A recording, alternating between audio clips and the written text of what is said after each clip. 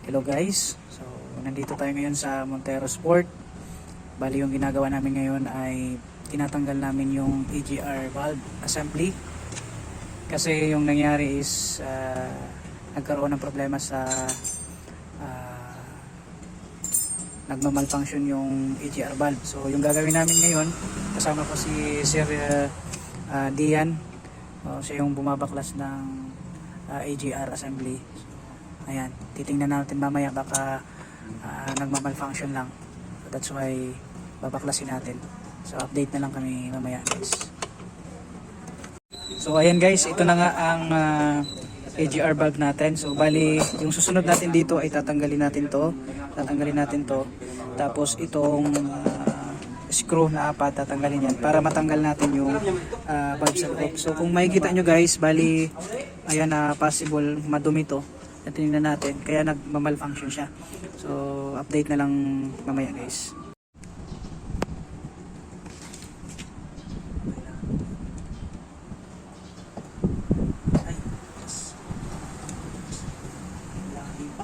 Ikol po kanina sa ano.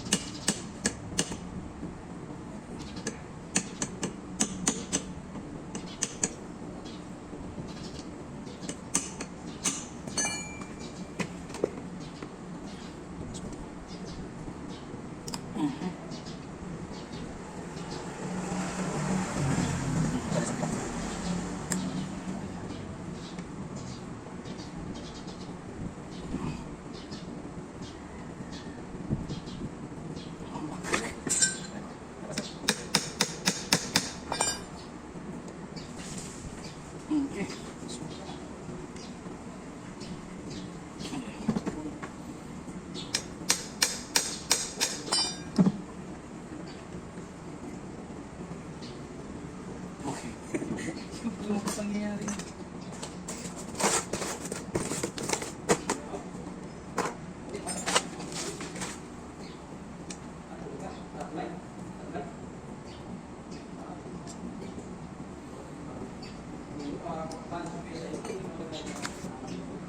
So ayan guys, natanggal na namin. So makita nyo bali madumi talaga siya, makarbon.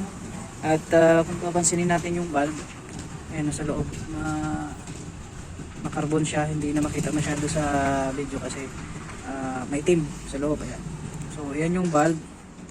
So susunod natin dyan is tatanggalin natin yung valve para malinisan. So antay lang muna tayo ng panlinis. So ayan, tatanggalin natin yan, yung lock na yan. So yung pagtanggal ng lock nito ay pipigilan natin dito sa baba and then itutulak itong valve. So yung para matanggal yung retainer. So yun lang guys. So ayan na guys, natanggal na namin. So ito yung valve, so kailangan linisan kasi siguro nag-stock up kaya nagkaroon ng check engine light. So ayan, so bali ang dumi. So update na lang mamaya guys. Thank you.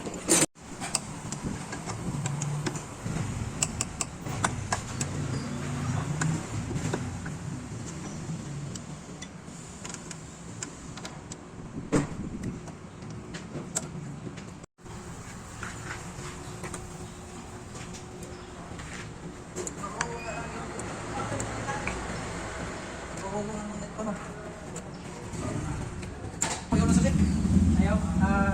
Yun ang susi. Yun ang susi. Balik, tulog. Sabay sa break. Okay. Sabay break. Sige, balik. Okay. Start. Naka-break. Balik. Balik. Okay na, off.